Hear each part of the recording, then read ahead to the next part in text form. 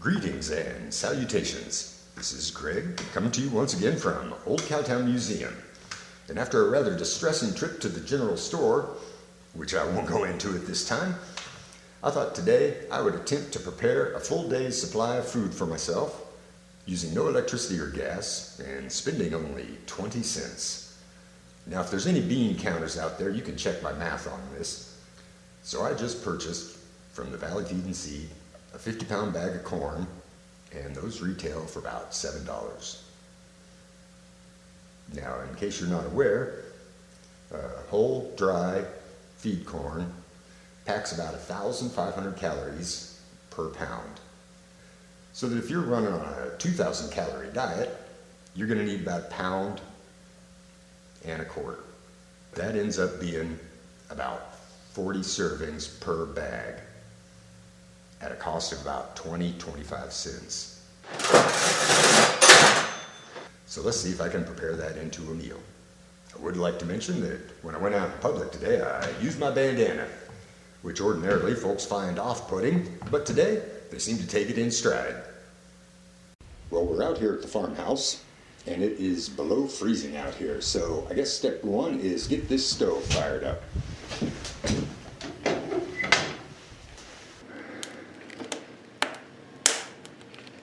While that's warming up, we got our whole dry corn, and the stove is up and running. It's a little warmer in here, so we're ready to go.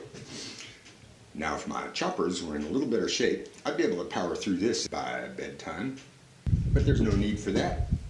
We've got a grist mill here.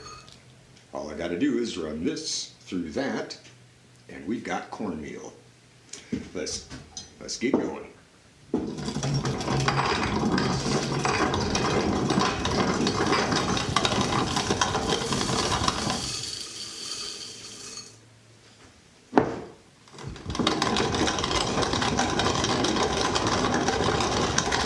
For those of you who have already grown your own corn and dried it, you can just strip these kernels off right into the old hopper.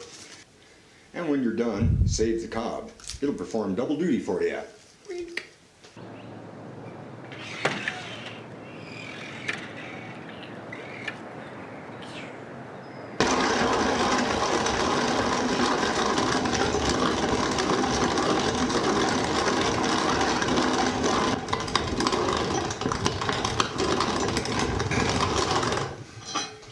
Man, so tired.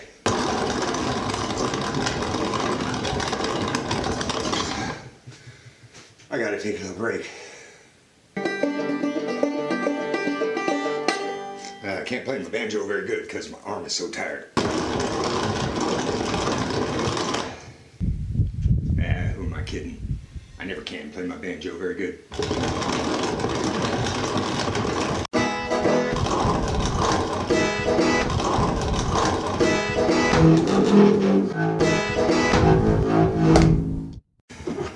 So I got my bowl, just got to get that in the bowl. In case it's not clear, I am not a cook. We have quite a few ladies out here at Cowtown that can run this stove like a rocket surgeon. It's got a variety of levers and switches and knobs to channel the airflow through the stove. But I don't know how any of that works, and I don't really know how to make food. But I've been living on a steady diet out here of candy left over from last Halloween and expired sarsaparilla from our saloon. So I figure the bar is set pretty low. If I can just get this mixed up into something that's a little more palatable, it'll most definitely be a step up, right?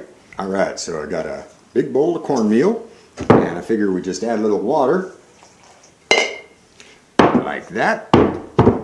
And I rooted around and came up with a little salt and some sugar and a little baking soda, because we're going to be baking, so baking soda, I guess that's what it's there for. We'll just drop that in like that. And I got a big old mixing spoon here.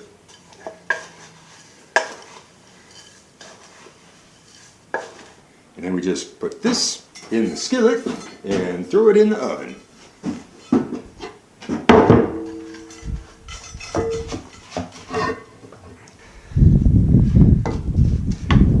That doesn't look too bad.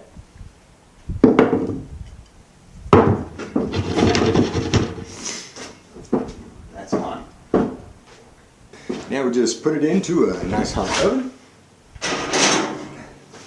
for a while.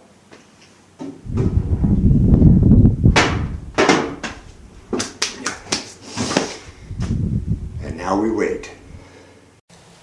Now, back in the day, people had the genius idea of having the wind do the work for them. Wind-powered mills, or a windmill if you prefer. Although this one actually pumps water, but we still call it a windmill. Look how many blades there are on that fan. A bunch of scientists got involved, realized you can make electricity with these things. But I see them out in the country, and there's only like 2 or 3 blades on them.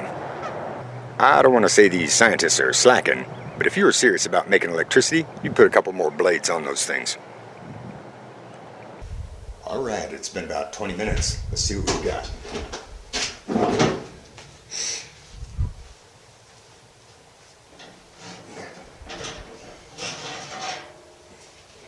Not too shabby. We've got cornbread. Let's see how this cast iron works for non-stick. That's the sound of nutritional goodness. But what you're all waiting for really is the taste test.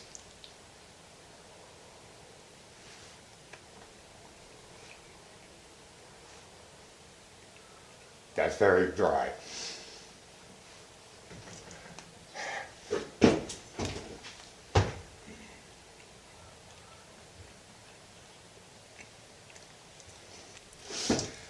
All right, I gotta say, this is a very coarse grind, and a lot of that cornmeal in there is not what I would call al dente. That's Italian for easy to eat. Overall, I give it 1 star. Do not recommend. But it's got the calories necessary to get me through till tomorrow, in which case somebody might show up who knows what they're doing. So I'm going to call this episode Putting the Corn in Quarantine. If anybody else out there knows actually what they're doing, drop on by. We'll have supper together.